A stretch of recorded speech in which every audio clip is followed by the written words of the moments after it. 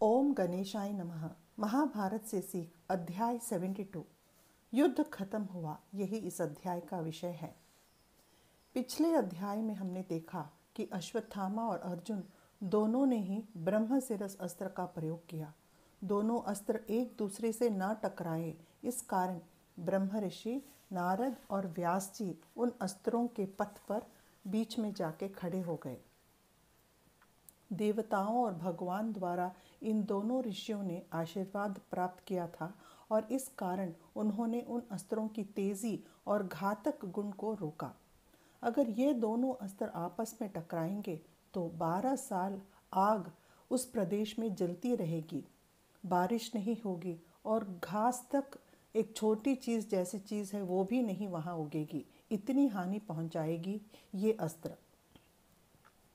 इससे पहले जब घोर युद्ध हुआ तब किसी भी आचार्य ने इस अस्त्र का प्रयोग नहीं किया। ऐसी हालत में तुम दोनों ने इस भयानक अस्त्र का प्रयोग क्यों किया? व्यास जी क्रोधित होकर पूछते हैं।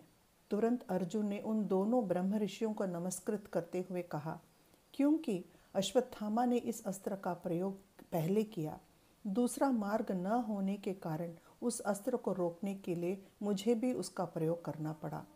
अर्जुन कहता है, लोक कल्याण का ख्याल मन में रखते हुए मैं अपने अस्त्र को वापस लेता हूँ। अश्वत्थामा को भी उस प्रकार अस्त्र वापस लेने को कहिए। कहते हुए अर्जुन ने अपना अस्त्र वापस ले लिया।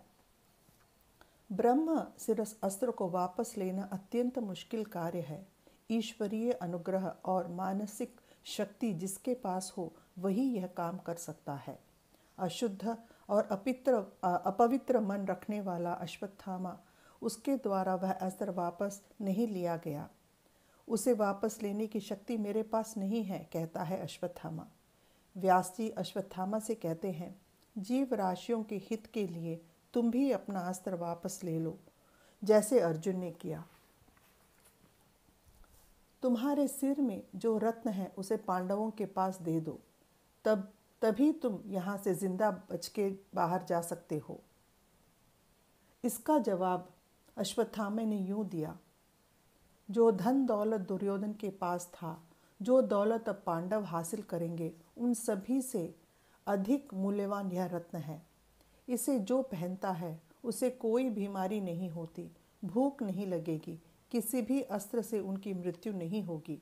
ऐसा कहते हुए उस रत्न को अपने सिर से अलग करता है अश्वत्थामा। लेकिन अब तक उसके मन में आग भड़क रहा है और गुस्सा भी भड़क रहा है और ये कहते हुए, मैंने जिस ब्रह्म शिरस अस्त्र को छोड़ा है वह किसी गंतव्य पर जरूर पहुंचेगा, इसलिए वह अस्त्र पांडव वंश में आगे पैदा होने वाले बच्चे जो भी हों उनकी माताओं के कोख में होंगे उनका नाश करे, ऐसा कहता है।